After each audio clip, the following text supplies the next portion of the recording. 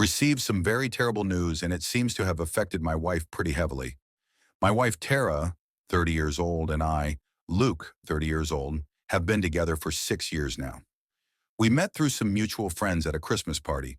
We struck up a conversation mostly about our workout routines, and before the night was done, we decided to meet at the gym 2 days later. As it turned out, we both had memberships to the same gym.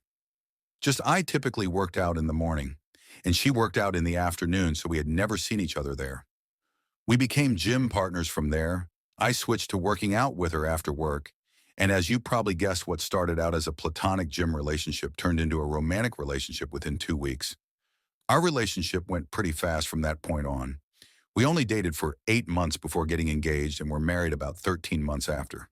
We have a ton in common. Besides prioritizing our fitness, we have the same taste in movies, love to try new restaurants, and are always down for a trivia night. Meeting each other's needs was also a big priority for each of us from day one. I have a high libido, and Tara was the first girlfriend I ever had that could, or even wanted to, keep up with it. On the flip side, she loves being massaged, calls it being rubbed on, and I am almost always happy to oblige. The biggest thing we had in common, though, was being a perfect match when it came to what we wanted our family to look like. Tara and I both wanted exactly 2 kids, the hope being 1 boy and 1 girl, but 2 of the same is also great. We also want to have them young. Our agreement was that her last day on birth control would be the day before our wedding.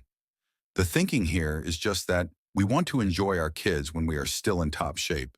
The other being we would like to still be around for any grandkids, even if our children wait to have their own.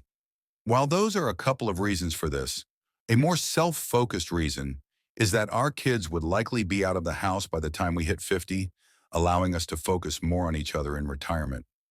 The plan was going great. We had to have gotten pregnant within the first couple of weeks after our wedding. The pregnancy went pretty well. Tara had the stereotypical issues such as morning sickness, swollen ankles, stuff like that. Celeste was born on December 8th, and we couldn't be happier. Over the past 3.5 years, she has been a source of constant joy for Tara and I. We waited for Tara to fully recover before trying for baby number 2. It was about 4 to 5 months. Tara had gotten right back into the gym once she got the okay from her doctor and was looking as amazing as ever. After getting a bit out of shape myself during her pregnancy, and in the first couple of months following Celeste's birth, I also found myself in need of gym time. We made it work pretty well. Tara and I always had a healthy sex life throughout our entire relationship, and it was turbocharged initially when we started going for baby number 2. Honestly, I think we both thought we should make the best of this, because she would probably be pregnant right away, just like after our wedding. That's when the months began to click on. We were still having sex regularly, but after the 5th month, Tara decided to talk to her general practitioner about it, and they said it can take time. That typically most fertility specialists will say you should give it a year. So we did that. Towards the end of that year, I will admit the sex part was starting to feel more chore-like. I still enjoyed it, but a lot of the passion seemed to have evaporated, and it became just part of the weekly routine. After that first year, Tara had her OBGYN do some preliminary tests. They came back relatively normal. We continued on for another 6 months of trying, being very diligent to do all the recommendations we got from our doctors. We were taking the right supplements, eating the right things, following the ovulation charts, having sex every other day, pretty much anything we were told. After some months of this, it was time to see a reproductive endocrinologist. Between initial consultations, basic appointments, follow-up appointments with less common tests, this whole process ended up taking around 7 months. By the end, we had figured out that we were both the problem. I have an extremely low sperm count. On top of that, what I do have is not the best. Doctor says my swimmers have low motility, and most are not very viable anyway.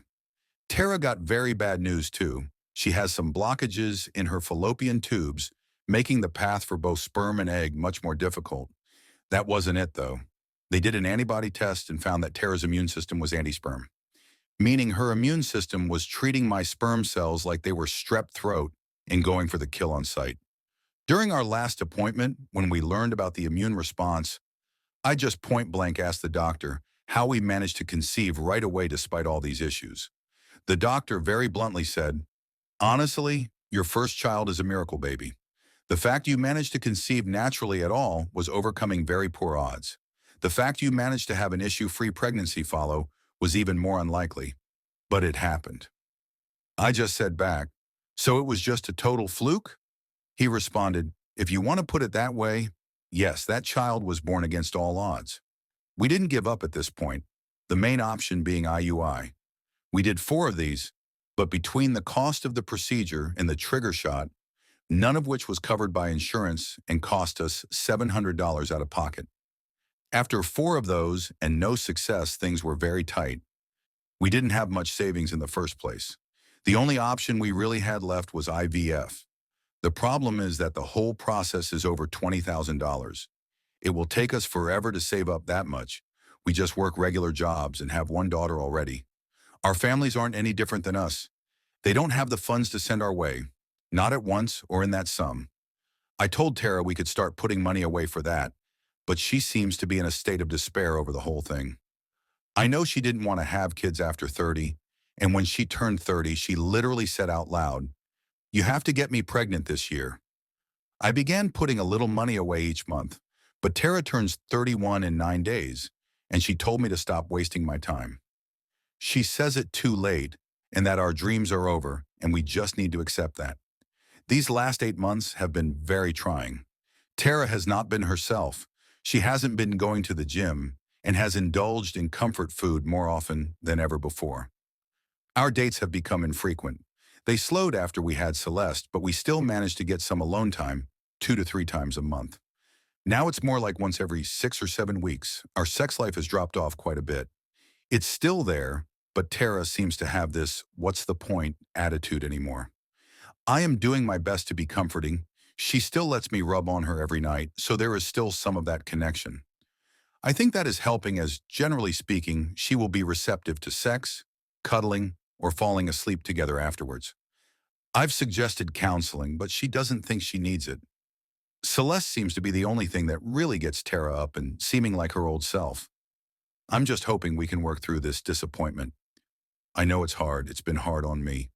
We may not ever have a second child, but I think with a little time and a little work, we can be just as happy as a family of 3. This story just took a wild turn. And trust me, things are about to get even crazier in the next episode. What would you do if you were in this situation? Let me know in the comments. And hey, if you don't want to miss what happens next, make sure to hit that subscribe button and turn on the notification bell. The next episode is coming soon, and you won't believe what happens next. Thanks for watching, and I'll see you in the next one.